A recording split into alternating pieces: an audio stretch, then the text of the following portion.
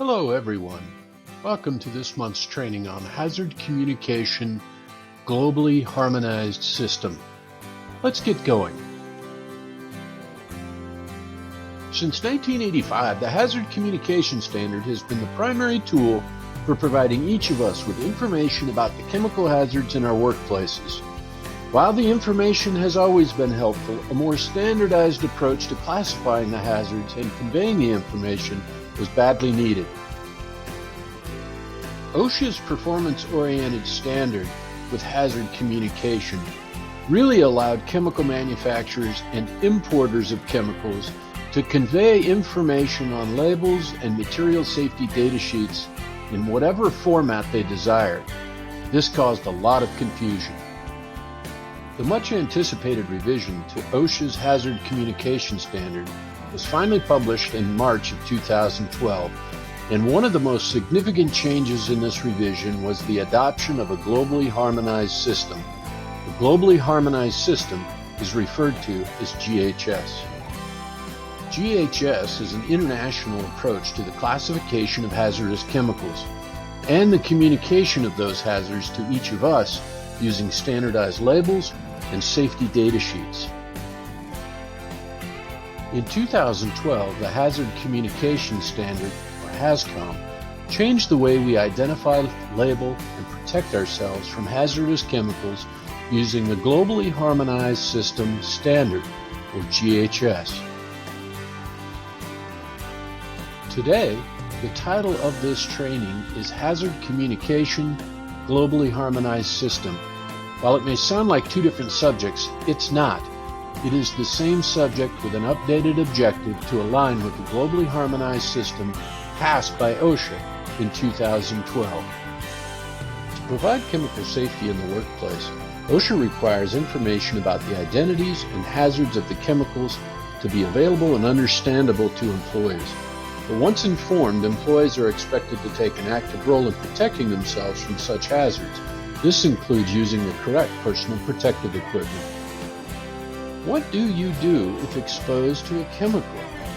Well, if you've been exposed to a hazardous chemical, page the first aiders. They can look up the safety data sheet and make sure the correct first aid is administered for the chemical of concern. What do you do in the event of a chemical emergency or spill? Well, don't try and clean it up yourself. Contact security to dispatch the heat team. Those members will arrive to the scene and assess the situation. If there's a need for an evacuation, they'll notify the facility using the planned evacuation alarm. The goal of the globally harmonized system is to provide a consistent method to address classification of chemical hazards on labels and safety data sheets throughout the world. This provides a standardized format you can look forward to when reading chemical labels and safety data sheets. The GHS standard is intended to communicate health and environmental hazards such as acute toxicity, skin corrosion or irritation, serious eye damage or eye irritation, respiratory or skin sensitization, carcinogen, reproductive toxicity, and target organ system toxicity. That rounds out the health hazard symbols used with GHS pictograms. Now, on to the physical hazards. One additional and very important component of communicating using the GHS system is the physical hazards of the chemical you're dealing with, such as, is it explosive, flammable, is it an oxidizer, does it self-react, or does it self-heat? The use of pictograms like you see on the screen are used to communicate the hazards that we just discussed. Each pictogram consists of a symbol on a white background framed within a red border and represents a distinct hazard. Environmental, health, and physical hazards can be identified by the 9 pictograms, 8 of which are absolutely mandatory, and 1, aquatic toxicity, is not. The pictogram on the label of your chemical is determined by the chemical hazard classification from the manufacturer. The GHS label is a minimum acceptable requirement to comply with the globally harmonized system.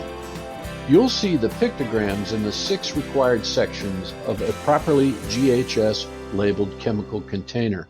One is the product identifier. Number 2 is the signal word, either danger or warning. Number 3, the hazard statement.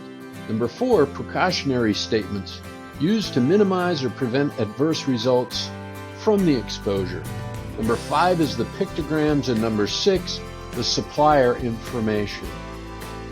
Now that we've discussed some of the minimum requirements to comply with GHS on labels, the next discussion is on the safety data sheet. The safety data sheet contains comprehensive and detailed information about the chemical, substance, or mixture. Safety data sheets are required to be readily available to all of us, and we must know how to obtain them. The easiest way to access your safety data sheet is to use the designated computer in the medical office, or see your team lead or EHS professional.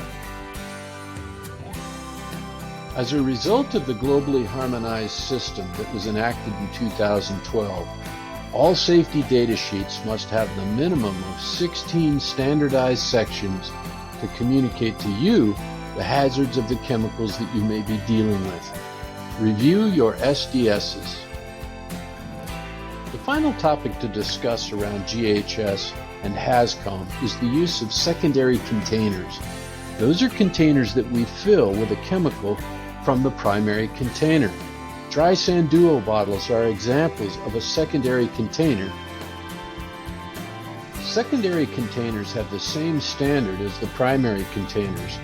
That is to say, they must be properly labeled to identify the contents, and those contents must be identified that meet the GHS standard for labeling. Using a Sharpie and handwriting on the bottle isn't going to work.